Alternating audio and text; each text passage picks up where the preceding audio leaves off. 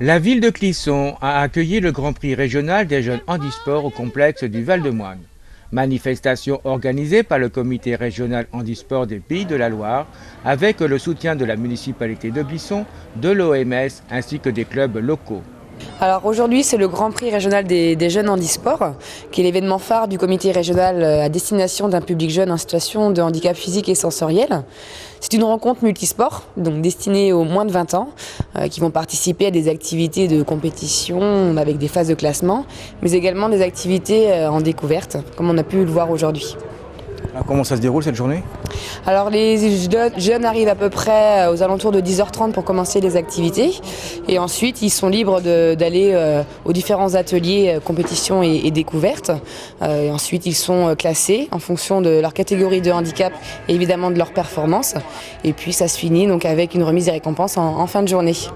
Alors, quelle discipline est-ce que vous proposez? Alors aujourd'hui on avait de l'athlétisme avec des courses et des lancers. On a également du tennis de table. En activité spécifique handisport, on a de la sarbacane, de la boccia, donc c'est de la pétanque d'intérieur, et de la fléchette pendulaire. Et après on retrouve des activités un peu mixtes comme le slalom pour parcours en fauteuil et debout. Alors bien sûr c'est des régionaux, donc après il y a une possibilité au niveau national? Voilà, exactement. Il y a donc le Grand Prix national des jeunes handisport qui est organisé cette année à Boeil, donc en Loire-Atlantique, par le comité régional handisport et le comité départemental handisport. Tout simplement, c'est une compétition nationale en termes d'équipe. Les jeunes concourent par équipe de 6, donc qui a lieu tous les 2 ans en alternance avec les Jeux nationaux de l'avenir, qui est une compétition individuelle. Donc sur ces rencontres nationales, on a sur le Grand Prix national par exemple, près de 300 jeunes en situation de handicap qui viennent de toute la France pour, durant 3 jours de compétition, pratiquer différentes activités sportives et surtout échanger avec plaisir sur la pratique du sport. Alors au niveau des handicaps, il y en a différentes sortes. Comment est-ce que vous arrivez à les catégorifier, si j'ose dire? Alors on effectue des classifications en fonction des capacités motrices. Donc on va retrouver des catégories comme le jeune en fauteuil électrique, mais également des catégories en fauteuil manuel. Et tout dépend également des forces au niveau des membres supérieurs sur les déplacements. Et également en catégorie debout aussi, où on classifie les jeunes en catégorie D1 à D4, ce qui permet tout simplement de concourir sur des activités sportives avec des jeunes de même capacité motrice et d'avoir une équité la plus vraisemblable possible. Alors sur la région, il y a beaucoup de personnes handicapées qui font du sport?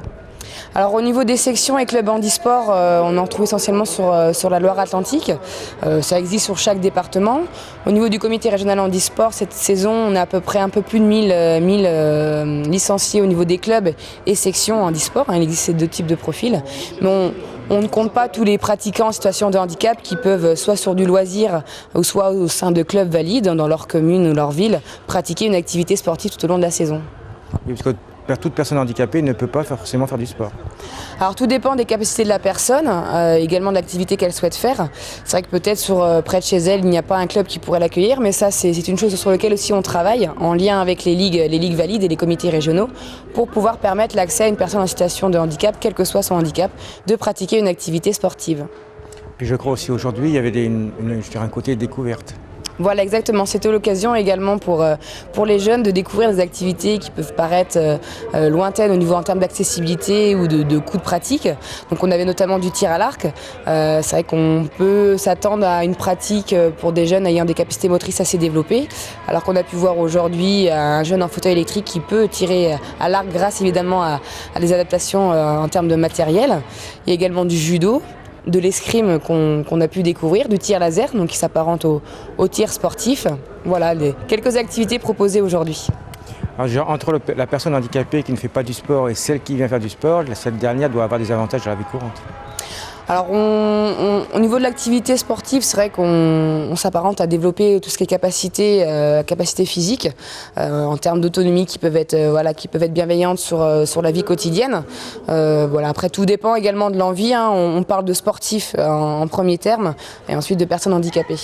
Cette journée multisport a rassemblé 71 sportifs en situation de handicap physique de toute la région.